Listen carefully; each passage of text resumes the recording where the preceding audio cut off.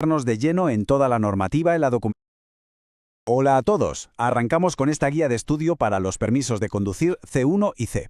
Vamos a meternos de lleno en toda la normativa en la documentación que hay que dominar, no solo para aprobar el examen, sino, y esto es muy importante, para el día a día en la carretera como profesionales. Bien, aquí tenemos el plan de ruta. Primero, los permisos C1 y C. Luego el certificado de aptitud profesional, el famoso CAP. Después, nos metemos con la documentación y la ITV.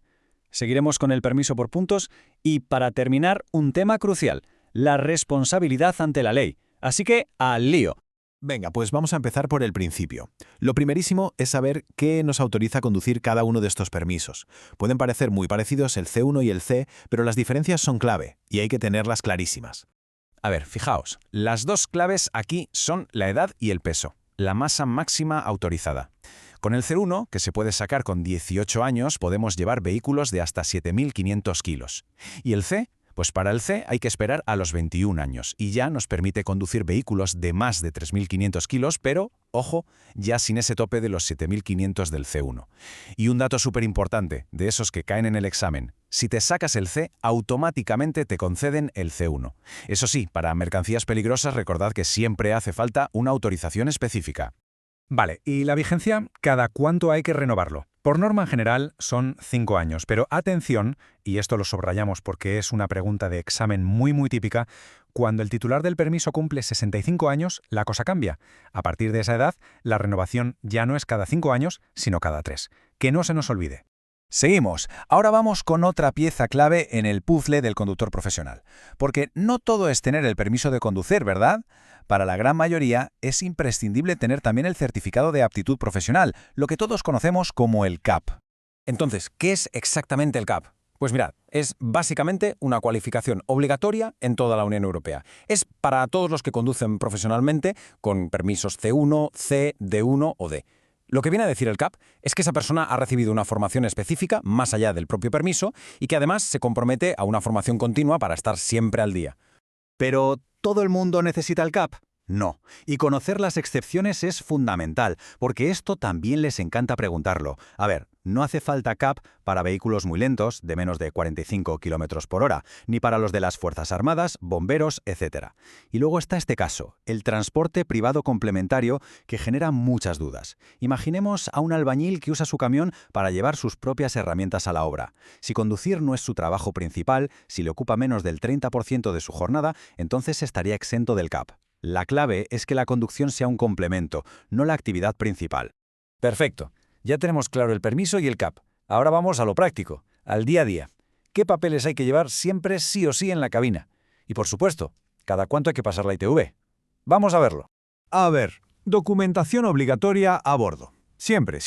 El permiso de circulación del vehículo, la tarjeta de inspección técnica, o sea, la ficha de la ITV, junto con el informe de la última inspección. Y claro, los documentos del transporte que se esté realizando. Ah, y un detalle que no se puede pasar por alto. Si llevamos un remolque de más de 750 kilos, ese remolque tiene su propia vida, su propia documentación, su tarjeta de ITV y su permiso de circulación. Y aquí tenemos la frecuencia de la ITV. La tabla lo deja bastante claro. Para los vehículos más ligeros, de hasta 3.500 kilos, la cosa se va intensificando con la edad, primero cada 2 años, luego anual, y cuando ya tiene más de 10 años, cada 6 meses. Para los camiones grandes, los de más de 3.500 kilos, es más fácil de recordar. Es anual hasta que cumplen 10 años y a partir de ahí, semestral. Bueno, vamos a la estación de ITV. ¿Y qué puede pasar? Pues hay 3 resultados posibles. El que todos queremos, favorable, todo correcto, a circular. Luego, desfavorable. Aquí ya hay problemas. El vehículo no puede circular excepto para ir al taller y volver a la ITV. Hay un plazo de 2 meses para arreglarlo. Y el peor de todos, negativa. Esto significa que los defectos son muy graves, peligrosos. El vehículo no se puede mover por sus propios medios, tiene que salir de allí en una grúa. Vale, dejamos por un momento los papeles y la mecánica del camión y nos centramos ahora en algo que afecta directamente a quien conduce, el permiso por puntos. Es como nuestro crédito en la carretera y es fundamental, vital, entender cómo funciona para no perderlo. ¿Con cuántos puntos partimos? Pues la regla general es empezar con un saldo de 12 puntos, pero hay 2 casos especiales que empiezan con 8. ¿Quiénes? Por un lado, los conductores noveles, los que tienen el permiso desde hace menos de 2 años, y por otro, quienes han tenido que recuperar el permiso después de haberlo perdido por quedarse a 0. Esos 2 grupos empiezan con 8 puntos. Y ahora, la pregunta del millón. ¿Cómo se pierden los puntos? Y, casi más importante, ¿se pueden recuperar? Vamos a ver qué infracciones nos restan puntos y qué podemos hacer si nuestro saldo empieza a bajar. Empezamos por las que más duelen, las que restan 6 puntos del tirón. Estamos hablando de las infracciones muy graves. Conducir con una tasa de alcohol por encima de lo permitido o con presencia de drogas. También la conducción temeraria, ir en sentido contrario o, ojo, utilizar inhibidores de radar. Son conductas de un riesgo altísimo y por eso la sanción es la máxima. Bajamos un escalón, a las que quitan 4 puntos. Aquí encontramos cosas como saltarse un stop o no respetar una prioridad de paso. También adelantar poniendo en peligro a ciclistas o no guardar la distancia de seguridad. Son infracciones graves que también tienen una sanción importante. Y ahora, las que nos cuestan 3 puntos.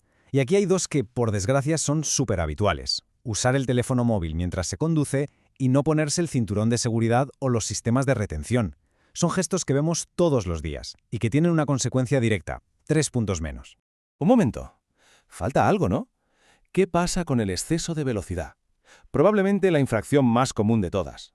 Bueno, pues aquí la cosa no es fija, es un poco más compleja, porque la pérdida de puntos depende de cuánto nos pasemos del límite. Esta tabla oficial es nuestra chuleta. Aquí se ve todo. La pérdida puede ir desde 2 hasta 6 puntos. ¿Cómo funciona? Fácil. Hay que cruzar la columna del límite de velocidad de la carretera con la fila de la velocidad a la que íbamos. Por ejemplo, si el límite es 90 e íbamos entre 121 y 140 por hora, son 2 puntos. Pero si en esa misma vía de 90 nos pillan a más de 161, son 6 puntos directos. Pero, calma, no todo es perder y perder.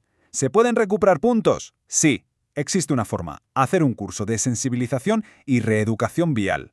Dura 10 horas y con él se puede recuperar un máximo de 4 puntos. Eso sí, este curso solo se puede hacer una vez cada 2 años, así que no es un comodín infinito.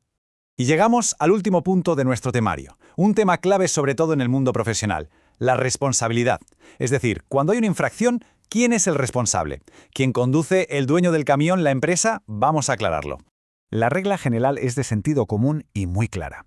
La ley dice que el responsable directo de las infracciones a las normas de circulación es el autor del hecho. Traducido, quien la hace, la paga. Normalmente la persona que va al volante. Si alguien se salta un semáforo, la multa y la pérdida de puntos son para esa persona. Pero atención, porque aquí viene la gran diferencia, el matiz importante. ¿Qué pasa si la infracción tiene que ver con el estado del vehículo? Por ejemplo, llevar la ITV caducada o los neumáticos desgastados. En ese caso, la responsabilidad no es de quien conduce, sino del titular del vehículo, ya sea una persona particular o la empresa particular.